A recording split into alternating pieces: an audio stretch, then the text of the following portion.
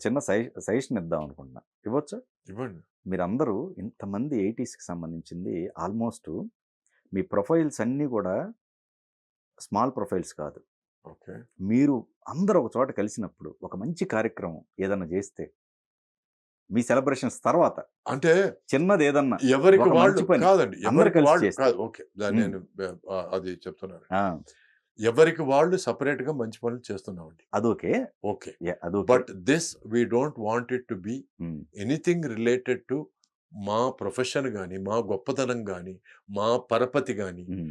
మా నుంచి ఫలితం గాని, మిగతా వాళ్ళకి గాని, మాకు గాని ఓకే. ఏమీ లేకుండా న్యూట్రల్‌గా ఉండే ఒక ఒకేషన్. డెఫినెట్‌గా. దీంట్లో అవును. చిరంజీవి గారు మా అన్నయ్య గాదు. హ్మ్. సురేష్ తమ్ముడు గాదు. ఓకే. ఓకే. ఓకే. ఓకే. అక్కడ వెంకటేష్ హీరో గాదు. నాగార్జున హీరో గాదు. ఓకే. సో, ఇట్లా ఉంటామండి మేము. మేము we hmm. Are like brothers గాని, ఫ్రెండ్స్ గాని, ఏది గాని అక్కడ మేము చేసే కోచ్ చేష్టలు గాని it is up to us. Okay. It is our world. మా ప్రపంచం. ఓకే. సో, మా పేరు చెప్పుకొని ఏదో ఒక మంచి పని చేయాల్సిన అవసరం లేదు. ఓకే. ఎవరికి వాళ్ళు మంచి పనులు వాళ్ళకి వాళ్ళు చెప్తున్నారు. మాక్సిమం అందరి పేర్ల మీద ట్రస్ట్‌లున్నాయి. హ్మ్. మాక్సిమం మీరు చెప్పే అందరి పేర్ల మీద ట్రస్ట్‌లున్నాయి. హ్మ్. హ్మ్. ఇప్పుడు నాలాంటి చిన్నోళ్ళు ఒకరిద్దరు కాకపోతే మేము చేయగలిగింది క్వైట్‌గా మేము చేస్తున్నాం. అది బయట పబ్లిసిటీ చేసుకోవాల్సిన అవసరం లేదు. హ్మ్. బట్ మీరు మాట్లాడే ఏ పేరు చిన్న పేరు కాదు. అవును. Exactly. Okay. Exactly. So, everybody is doing their own. Everybody has their own trust and foundation and everything. Hmm. ఇప్పుడు సుహాసినికైతే నామ్ ఫౌండేషన్ ఉంది. Very, very big foundation. ఏది విడాకులకు ఇచ్చిన అమ్మాయిలు, లేపోతే విడోవ్డ్ అమ్మాయిలు, లేపోతే పెళ్లి కావడానికి ఆస్కారం లేని అమ్మాయిలు, ఎనీ ఫిజికల్ ప్రాబ్లమ్ గాని అమ్మాయిలకి వాళ్ళు వృత్తి నేర్పిస్తున్నారు. ఓకే. ఒక వంట గాని, ఒక చేనేత గాని, anything, any art, any talent నేర్పించి వాళ్ళని ప్లేస్‌మెంట్ కూడా చేస్తున్నారు. ఓకే. ఓకే. ఈ పలానా ఇంట్లో నువ్వు వంటమ్మాయిగా ఉండు. నీకు సాలరీ ఇది. నీకేదైనా ప్రాబ్లమ్ ఉంటే మాకు వెంటనే ఫోన్ చేయొచ్చు నువ్వు అని పెద్ద పెద్ద చోట్ల పెట్టిస్తున్నారు. లైక్ ఒక లేడీకి ఒక హ్యాండ్ రూమ్ ప్రెస్ పెట్టించారు. ఓకే. ఎందుకంటే తనకి ఎక్స్‌ట్రీమ్ టాలెంట్ ఉంది. అట్లాగే నలుగురు అమ్మాయిలని అక్కడ పని చేయడానికి పెట్టించారు. ఓకే. సో, వాళ్ళు అక్కడ పని చేసి, అక్కడ వీళ్ళు పెట్టిన ఖర్చుని మళ్ళీ తిరిగి ఫౌండేషన్‌కి వాళ్ళు నెల నెలా తిరిగి పంపిస్తున్నారు. ఓకే. అంటే ఇంకా కొంతమంది కొన్ని డెవలప్ అవ్వాలని. So, okay. It is a wonderful thing. ఇట్లా నరేష్‌కి ఉంది. ఇట్లా చిరంజీవి గారికి బ్లడ్ బ్యాంక్ ఉంది. సో, ఆ! It is not a small group of people. అవునవును. It is exactly. A very big group of people. అవును. But we don't want to use that occasion for anything apart from our childhood. Okay. మా childhood మళ్ళీ చూసుకుంటున్నాం. మేము eighties మళ్ళీ చూసుకుంటున్నాం. 80స్‌లో కొంతమందికి 19, కొంతమందికి 21, కొంతమందికి 22 అది మళ్ళీ చూసుకోవాలని చూసుకుంటున్నాం. We don't want to make it an occasion. For us it is not an occasion. For us it is a happening. Okay. Okay. ఎందుకంటే ఈ విషయం కూడా డిస్కషన్‌లోకొచ్చింది. ఆహ్, ఎటువంటి డిస్కషన్‌కొచ్చిందంటే ఒక పెద్ద పత్రిక వచ్చి ఎక్స్‌క్లూజివ్‌గా ఫోటోలు మాకే ఇవ్వాలి. మేము కావాలంటే ఇంత డబ్బులిస్తాం. మీరు అనుకున్న చారిటీకి మేము ఆ డబ్బులిస్తాం అనంటే, we don't want to make money from this. Okay. We don't want to have any money involvement in this. మేము డిసైడ్ చేసుకొని ఏ పత్రిక కన్నా ఈ 50 ఫోటోలు గాని, 60 ఫోటోలు గాని పంపించేస్తాం. మీరు ఎవరికిస్తారో, ఎవరికివ్వరో మీరు ఇది జేసుకోండి. బట్ చీటీల పద్ధతిలో సెలెక్ట్ ది పత్రిక. ఓకే. ఆహా! హ్మ్. సో, అట్లా ప్రతి సంవత్సరం ఎవరికో ఒకరికి వాళ్ళు వాళ్ళు ఫస్ట్ ఫోటోలు 80స్ గ్రూప్ అని వాళ్ళు పబ్లిసిటీ చేసుకోవడం. So, it is a nice thing. దాన్ని కళంకపరచడం మాకు ఇష్టం లేదు. We don't do anything with it. ఎందుకంటే ఎక్కడైతే డబ్బులు అనేది స్టార్ట్ అవుద్దో అండి, అక్కడ ఏదో ప్రాబ్లమ్ స్టార్ట్ అవుద్ది. ఎగ్జాక్ట్‌లీ. Anywhere hmm. ఎనీ విషయంలో డబ్బులు హ్మ్. గాని ఎంటర్ అయిందంటే ప్రాబ్లమ్ స్టార్ట్ అవుతుంది. సో, దానివల్ల హ్మ్. డబ్బులకు అతీతంగా కొన్ని విషయాలు పెట్టడం బెటర్. కానీ మీ అందరూ నా ఉద్దేశ్యం ఏందంటే అండి, అంతమంది కలుస్తారు గదా! ఒక చిన్న మెసేజ్ మీరు పాస్ చేసిన సొసైటీ మొత్తానికి ఎందుకండి? అసలు అది ఎందుకండి? వై? ఓకే. అది గూడా వినరంటారా సొసైటీ? వినరండి. ఎవ్వరు వినరండి. అదేలే. అది ఈ గూడా రోజు ఎట్లా ఉందంటే కరెక్టేలే. అండి, అది గూడా వస్తది. నేను ఆ! అయ్యా దయచేసి మన భారతదేశాన్ని ప్రేమించండి. ఎందుకంటే మనం ఈ దేశాన్ని నమ్ముకొని ఉన్నాం అనే మెసేజ్ పెడితే దానికో 4 లైకులొస్తాయండి. రైట్. 4 లైకులు. ఓకే. ఓకే. అంతేగాని నేను పలానా హీరోయిన్‌ని కలిసాను. మేమిద్దరం సెల్ఫీ తీసుకున్నామంటే దానమ్మ 2000 లైకులు మినిమమ్. ఓహ్! అంటే ఆ అమ్మాయి వచ్చి సార్ నేను మీలాంటి సీనియర్ ఆర్టిస్ట్‌తో వర్క్ చేయడం నాకు చాలా హ్యాపీ సార్. మనిద్దరం సెల్ఫీ తీసుకుందాం సార్ అని సెల్ఫీ తీసుకొని నాకు అది పంపించిందంటే నేను షేర్ చేస్తాను. అంతేగాని నేను కమ్ ఆన్ హీరోయిన్ లెట్స్ అది నా ఓకే. ఓకే. సో, అట్లాంటి ఒక సెల్ఫీకి ఎక్కువ లైకులు, ఎక్కువ కామెంట్లు. హ్మ్. ఆ!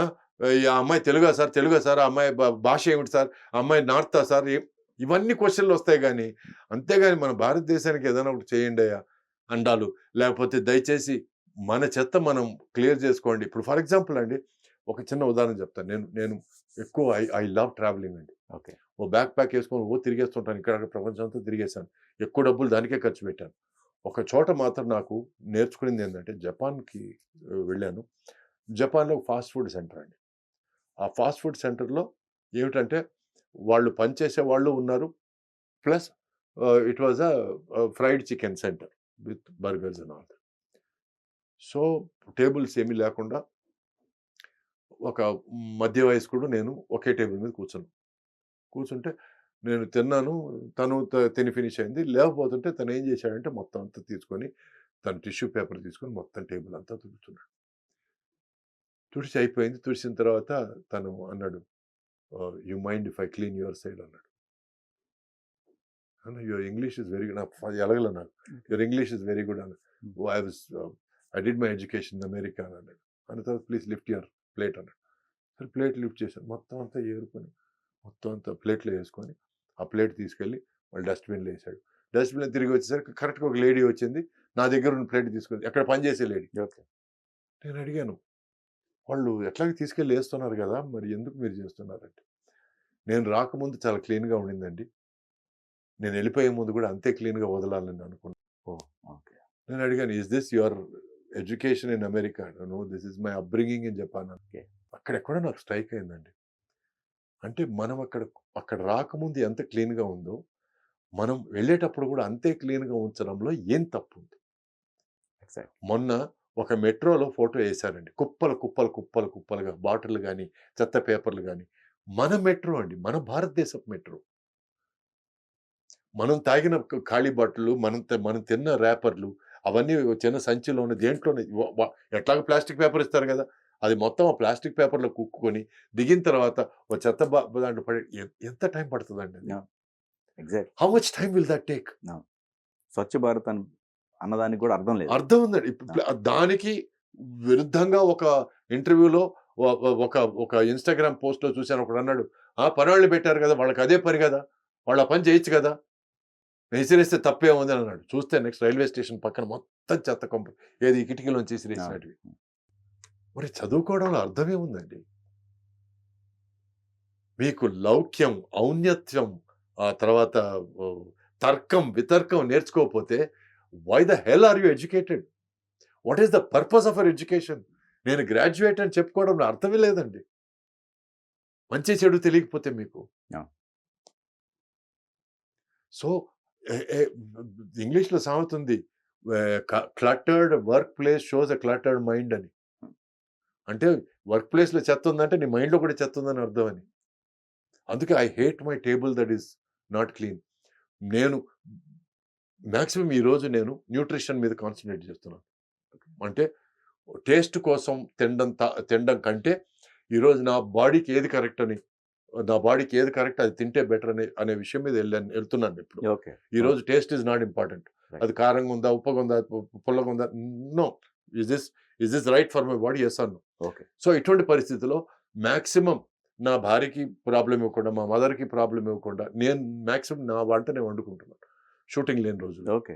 సో, అంటే నా స్టీమ్డ్ వెజిటబుల్స్ గాని, నా బాయిల్డ్ రైస్ గానివ్వండి, నా నా కినువా గానివ్వండి, నా చికెన్ ఆహ్, గ్రిల్ చికెన్ గాని, లేపోతే బాయిల్డ్ చికెన్ గాని, లేపోతే వాటెవర్. వాట్ ఈ ఈ ఈరోజు నేను వండుకొని hmm. And as I cook I clean. Okay. వండే టైంలోనే క్లీనింగ్ కూడా చేస్తుంటాను. సో దట్ లాస్ట్‌లో ఇంత పని ఉండదు గదా! అని అనిపించడానికి. Okay. So, I clean as I cook. I clean as I eat. తినేటప్పుడు 2 మెతుకులు పట్టిపోతే దాన్ని వెంటనే తీసి పక్కన సైడ్ ప్లేట్‌లో ఏసేస్తాను. సో దట్ మళ్ళీ లాస్ట్‌లో ఎక్కువ మెతుకులున్నాయి. ఛీ! ఇంత దరిద్రంగా తిన్నాం అనిపించకుండా ఉండడానికి. This is how I am. Yeah! And ప్రతి ఒక్కరిలో కొంచెం ఇటువంటిది వస్తే it will be easier to keep our place clean అండి. ఇంతకు ముందు నేను పెరిగే టైంలో నేను చూశాను. మా మా మదర్ చెత్త తీసి గోడకు అటు సైడ్ ఏసేది. ఎందుకమ్మా గోడకు అటు సైడ్ ఏస్తున్నావు అనంటే, మన ఇంట్లో చెత్త ఉండకూడదు కదా అని. ఎట్లాగో బయట రోడ్డు బయటకెళ్తే బయట నుంచి కనపడుతది కదా చెత్త. అవును. సో, ఒకసారి క్వెషన్ చేస్తే డస్ట్‌బిన్ లేదు కదా చుట్టూ ఎక్కడ కాబట్టి వేస్తున్నాను. ఆ తర్వాత మళ్ళీ కొంచెం ఓ 2, 3 సంవత్సరాల తర్వాత డస్ట్‌బిన్‌లు ప్రతి స్ట్రీట్ కార్నర్‌లో వచ్చాయి. ఆ తర్వాత డస్ట్‌బిన్ 2, 3 ఇళ్ళకి మధ్యలో ఒక డస్ట్‌బిన్ వచ్చింది. So, we are developing. As we are developing why not we also develop our minds? So, painful situation ఏంటండి? మొత్తం ఎంటైర్ మీ పర్సనల్ లైఫ్ కావచ్చు, కెరీర్ పరంగా కావచ్చు. ఇన్ని సంవత్సరాలు. Every pain has made me a better person అండి. కానీ అది సో, అవన్నీ మెడల్స్ లాగా నేను వేసుకుంటానే తప్ప, డెఫినెట్‌గా. అవి చూసి బాధపడి ఏడ్చుకోవడాలు, నన్ను మోసం చేశారు అని, నన్ను భ్రమ పెట్టారని, ఇట్స్ ఆల్ అంటే పార్ట్ ఆఫ్ లైఫ్. ఈ 100లో అంతే. ఇప్పుడు ఒక 100 ఉన్నాయనుకోండి. ఆ! ఫస్ట్‌ది ఏదొస్తది? అసలు ఏం రాదండి.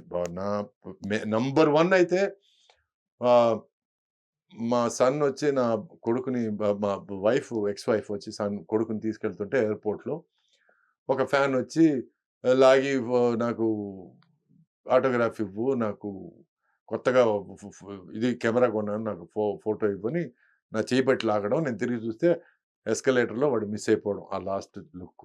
ఓకే. ఓకే. సో, వాడిని ఆల్మోస్ట్ కొట్టబోయి నన్ను ఆపుకొని నేను కారుకొచ్చి ఏడ్చుకోవడం. ఇది నా లైఫ్‌లో మోస్ట్ పెయిన్‌ఫుల్. ఎందుకంటే ఆ తర్వాత నా కొడుకుని ఎప్పుడు చూసుకుంటానో తెలీదు.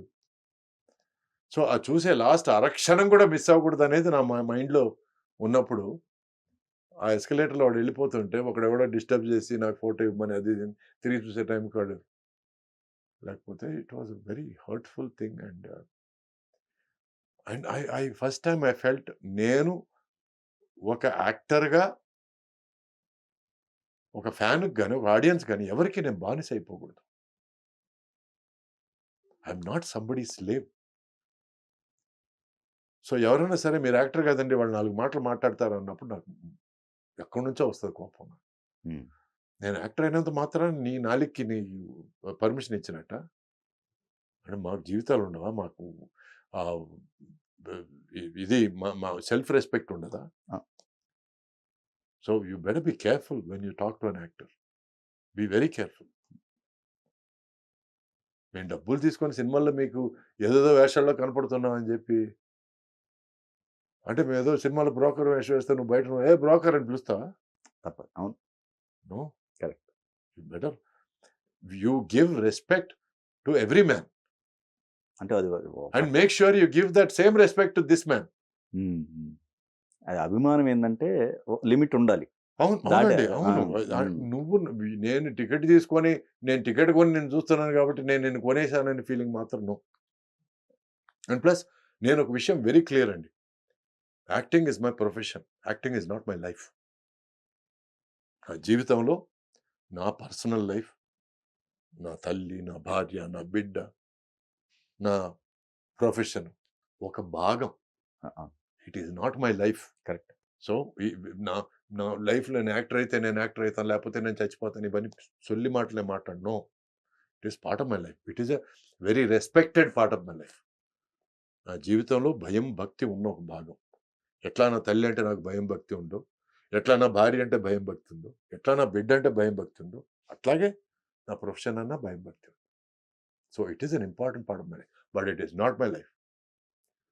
అందుకే నాకు వేషాలు రాలేదని సూసైడ్ చేసుకున్న హీరో ఉన్నాడు చూడండి. మన రాజేష్ గారు. తమిళ్ రాజేష్. తమిళ్ రాజేషు, తర్వాత తెలుగులో మన కిరణ్, ఉదయ్ కిరణ్ అండి. ఉదయ్ కిరణ్. సో, హ్మ్. నాకు తెలిసి తనకి మంచి ఆపర్చునిటీస్ రాలేదని సూసైడ్ చేసుకున్నాడని కొందరు. కొంతమంది పర్సనల్ లైఫ్ బాలేదని సూసైడ్ చేసుకున్నాడు అని కొందరు. బట్ నాకు మాత్రం ఆ టైంలో తనకి ఆపర్చునిటీస్ రాలేదని తను ఏదన్నా బ్యాడ్ ఫీలింగ్‌లో ఉన్నాడంటే నేను పర్సనల్‌గా ఇంటికెళ్ళి నేను మాట్లాడి ఉండేవాడిని. రంగనాథ్ గారు కూడా ఉన్నారు. సీనియర్ యాక్టర్ రంగనాథ్ గారు. I never had the opportunity to hmm. Talk to him. నేను సెట్‌లో కలిసాను. But he never told me that he is lonely or whatever. I would have gone home. Okay. ఎందుకంటే నేను ఇంటికెళ్ళి I would have spent time. Counselling కాదు. ఊరికే spend time. Okay.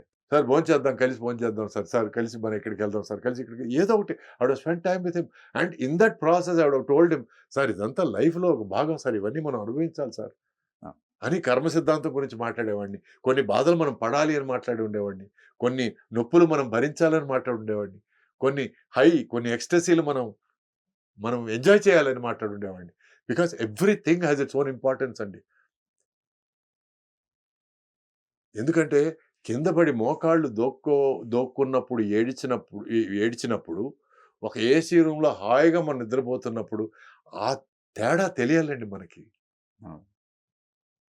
అక్కడ ఏడ్చినప్పుడే ఇక్కడ హమ్మయ్య! అనే తేడా ఉంటది మనకి. You have to understand the lows and the highs. And life is made of both. 2 ఉంటేనే 2 జీవితం. ఉంటాయి. కరెక్ట్. లేకపోతే చిన్నప్పటి నుంచి గోల్డెన్ స్పూను, కొంచెం పెరిగేటప్పుడు గోల్డెన్ స్పూను, కొంచెం పెరిగిన తర్వాత గోల్డెన్ స్పూను, ఆ తర్వాత పని చేయక్కర్లేదు, ఇంట్లోనే కూర్చోవచ్చు, ఏమన్నా చేయొచ్చు అని అనుకున్నప్పుడు వాడొకడు 300 కేజీల బ్లాబ్ అయిపోయి, వాడికి ఏమి లైఫ్‌లో ఎదురు చూడడానికి ఏమీ లేదు, వెనక చూడడానికి ఏమీ లేదు, తను చేయడానికి ఏమీ మోటివేషన్ లేదు. That is not a life.